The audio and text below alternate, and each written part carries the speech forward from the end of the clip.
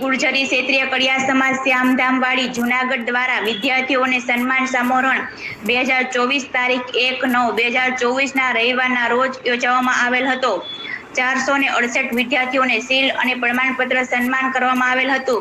શ્રી ગુર્જરી ક્ષેત્રીય કડિયા સમાજ જૂનાગઢ દ્વારા 2023/2024 સારા માર્ગ મેળવી ઉત્તીર્ણ થયેલ અને પ્રોત્સાહન આપવા અને સન્માન કાર્યક્રમ શ્રી સરદાર પટેલ સમાજ ગૃહ એગ્રી કેમ્પ જૂનાગઢ ખાતે જૂનાગઢ કડિયા સમાજના પ્રમુખ શ્રી વિવેકભાઈ ધીરુભાઈ ગોહિલના અધ્યક્ષ સ્થાને યોજવામાં આવેલ હતો।